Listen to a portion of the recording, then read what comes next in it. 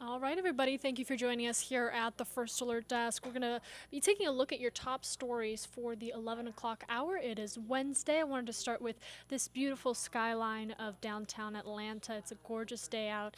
Our First Alert meteorologists have been following the weather forecast all week long. A lot of you are starting to look at the weekend, even though we do have a couple more days of the work week. But who is excited for the sunshine that is expected on Saturday? We'll get into more of that with Ella Dorsey for our Weather Where You Are segment at 11:30. But let's get into some of your top stories. Taking you a little international today to this, Pope Francis is in the hospital right now. The 86-year-old had gone in yesterday for a checkup after his morning appearance and two meetings. The Vatican says Francis will now undergo abdominal surgery to treat intestinal blockage. An important reminder, if you're going to take anything from this, to maybe make sure you're getting your yearly checkups. Make sure you are seeing your doctor, checking in if you have any symptoms. You never know how serious an issue might be. The Pope will be under general anesthesia for the procedure and will be in the hospital for several days. And a major story we first brought to you at 10 a.m. with a news conference here on Atlanta News First Plus. Continued controversy around the development of the Atlanta Public Safety Training Center. Now, that training center is a multi-acre facility that will house law enforcement training, recruitment, and other first response efforts from the city of Atlanta and surrounding communities. Now the conversation around the development of this training facility, after Tuesday it was announced that a vote approving funding for this facility had gone through by the Atlanta City Council. Again, that was the final green light, the final legislative effort to get development, to get construction started, and bring this facility to life since it was first announced in 2021. Our Megan Packer this morning took us through a deep dive of everything you may have missed and what we're following. And when we come out of that, we'll talk a little bit about this news conference that took place at 10 in case you missed it. Several groups, including state lawmakers and some city council members, will gather here at Atlanta City Hall for a 10 a.m. news conference to announce a new initiative to try to stop this controversial project that some have dubbed Cop City. Now, opponents say it is time, once and for all, to settle the debate over who really wants the project. Many are pushing for this to go on the ballot as a referendum in November. Activists say they would need roughly 70,000 signatures in 60 days to make that happen. After nearly 14 hours of public comment, Atlanta City Council members voted early Tuesday morning to approve funding for the $90 million public safety training facility that will be used for police and firefighters. Some activists say peaceful attempts to stop the project have fallen on deaf ears, and more violent efforts could now be taken. They say other safety measures need to be prioritized.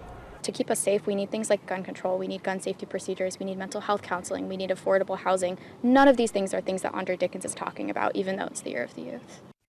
Atlanta Mayor Andre Dickens praised this vote from the city council. He called it a milestone moment for the city and said this facility will be a, quote, national model for police reform. We will hear more about this planned initiative from opponents at this 10 a.m. news conference, including more about the push for a ballot referendum. At Atlanta City Hall, I'm Megan Packer, Atlanta News First. And again, we did take you through that live coverage of that news conference where they announced that they would be filing a petition to get that ballot referendum on the ballot for the election here in November 2023. We're continuing to update you on our AtlantaNewsFirst.com websites, but the easiest way to stay up to date on this major developing story and anything that comes out of this is to download the free Atlanta News First app. We'll be sending push alerts on key issues, breaking news, and the major stories you don't want to miss directly to your phone. And talking about this story that might impact you, actually, Atlanta-based UPS set to vote this week to authorize a major strike that would impact millions of customers. Now, the vote will be announced on July 16th. Their union has until August 1st to reach a deal for a new contract. Workers want pay increases, benefits, and better working conditions. If they do go on strike, it would be the largest work stoppage in U.S. history. And if you have family family, friends, loved ones, you might want to listen up if they're out in New York. This is going to impact them.